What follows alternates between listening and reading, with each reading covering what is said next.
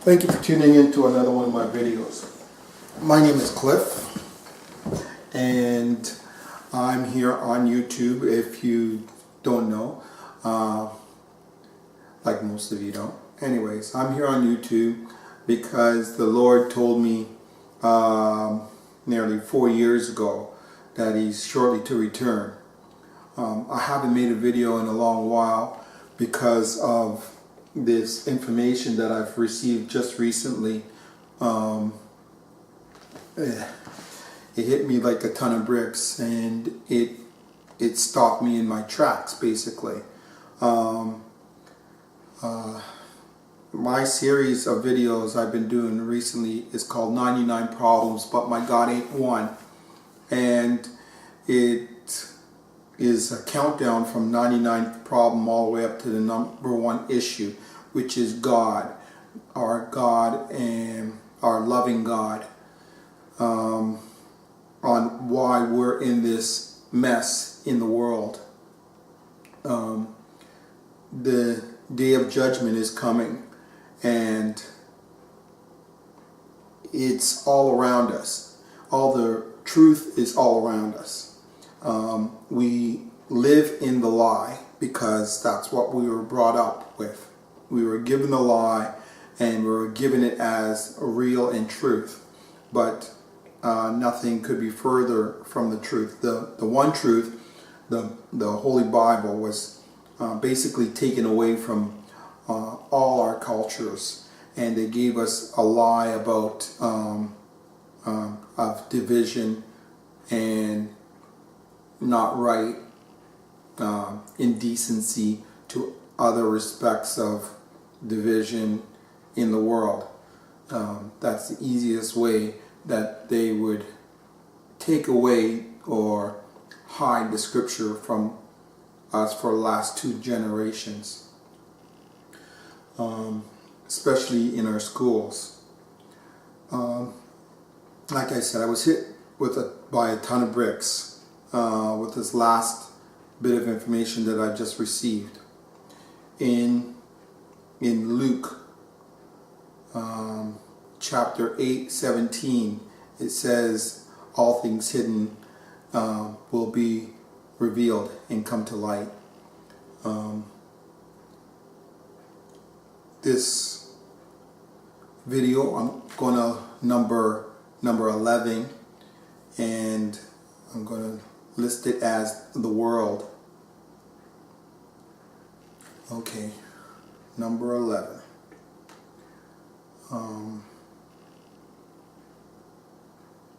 This could be easily number 2 because I'm telling you, or I'm talking about truth of the world, and what God is truth. I'm going to read some more scripture for you, and then I'm going to give you the big secret. Okay, I'm reading from Job chapter 26, verse 7 all the way through 10. Listen carefully. He stretches out the north over empty space. He hangs the earth on nothing. He binds up the water of his thick clouds, yet the clouds are not broken under it. He covers the face of his throne and spreads his cloud over it. He drew a circular horizon on the face of the waters, at the boundary of light and darkness. He drew a circular horizon on the face of the waters, at the boundary of light and darkness. I hope you're getting a clear understanding of what you're listening to.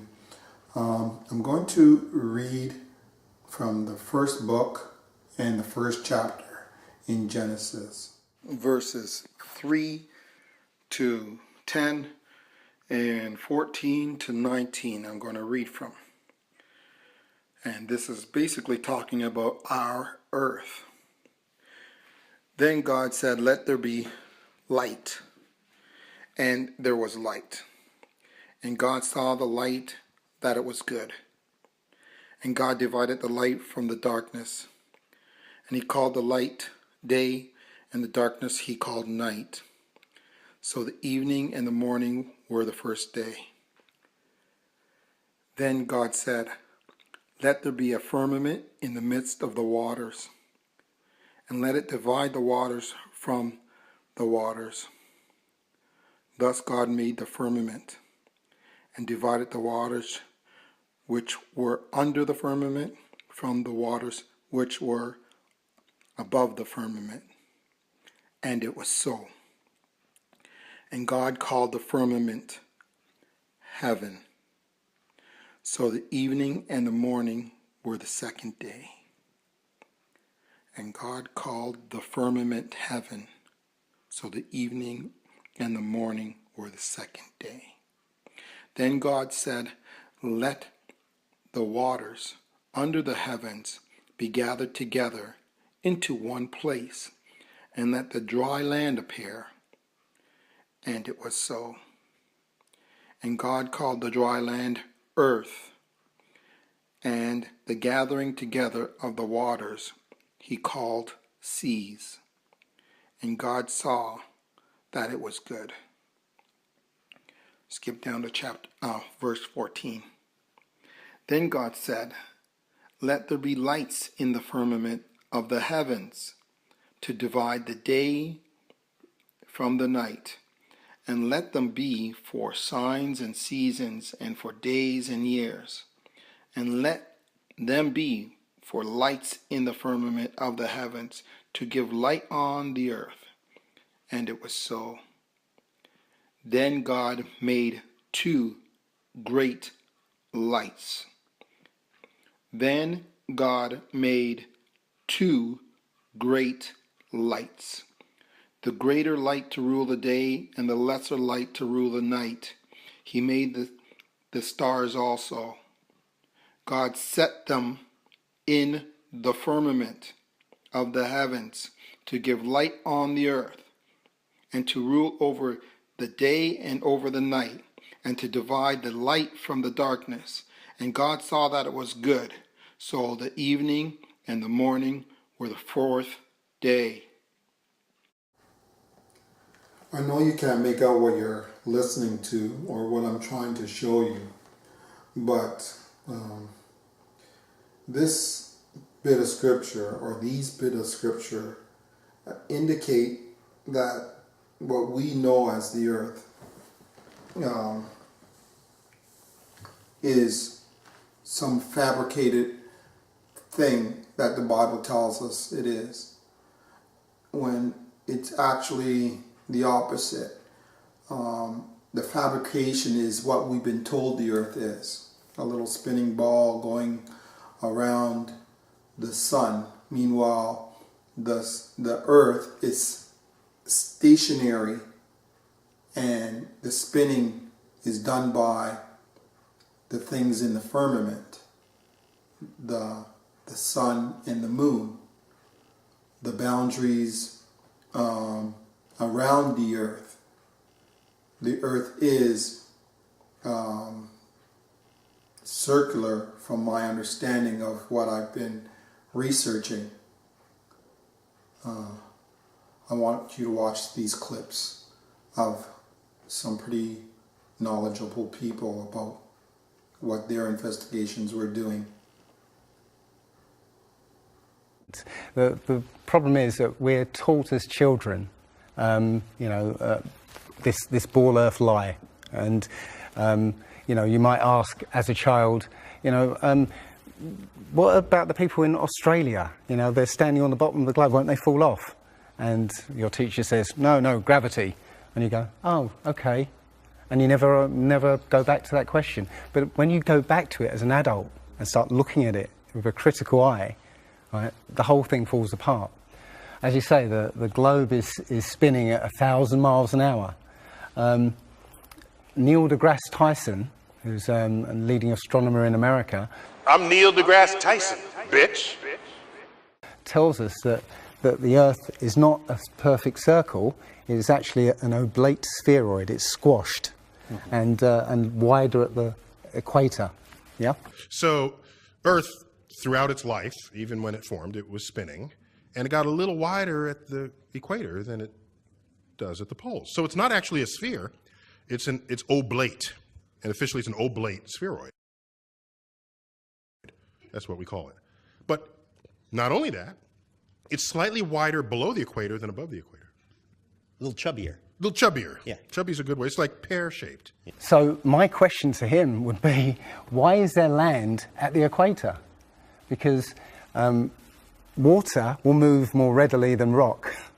So if the Earth is spinning, the water will be collected at the equator.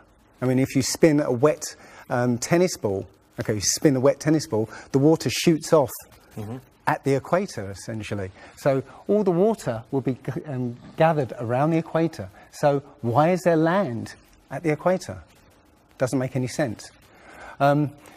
The other thing that's about the spinning Earth is looking at the stars. Now, directly above the axis of spin is the pole star, Polaris, okay, directly over the North Pole.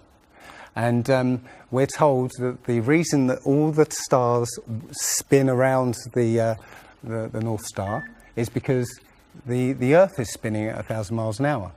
Okay, seems to make sense, because if you put a long exposure camera pointing at the North Star, you'll see the stars will make perfect circles around, perfect star trails. The only problem is the Earth is also orbiting the Sun at 67,000 miles an hour. Okay, the Sun is moving, dragging the Earth and all the planets up that way or that way at 600,000 miles an hour. So why do we see perfect circles? You know, because that's the slowest speed, that's slowest motion in that mix, and yet the Earth is moving 67 times faster that way and 600 times faster that way. So you should see the stars do all sorts of strange motions, but you don't. You only see them make these perfect circles. That tells me that it's the stars that are moving, not the Earth. The thing is, what the scientists will give you is calculations and and theories why that happens. But we have experience. We see things and they either make sense or they don't make sense. What the scientists do is substitute our common sense and our intuition for calculations and theory, and we're supposed to believe the calculations rather than what we experience ourselves. Humans, for the most part, don't have a clue. They don't want one or need one either. They're happy. They think they have a good bead on things. Well, why the big secret? People are smart. They can handle it. A person is smart. People are dumb, panicky, dangerous animals, and you know it. 1,500 years ago, everybody knew the Earth was the center of the universe. 500 years ago, everybody knew the Earth was flat, and 15 minutes ago, you knew that people were alone on this planet. Imagine what you'll know tomorrow. What's the catch? The catch? The catch is... You know how the party keeps power. Now tell me why. You are ruling us for our good, because we are not fit to govern ourselves. That was stupid, Winston. I want intelligence. The party seeks power for its own sake, not as a means but an end. Power over the human mind, and power over all matter, climate, disease, the laws of gravity. Because we control the mind. Reality is inside the skull, Winston. We control the laws of nature. The stars are not light years, but a few kilometers away. If we wished, we could blot them out. Here, that is power. In our world, there will be no love but the love of Big Brother, no laughter but the laugh of triumph over a defeated enemy, no art, no science, no literature, no enjoyment, but always and only, Winston, there will be the thrill of power. If you want a picture of the future, imagine a boot stamping on a human face forever.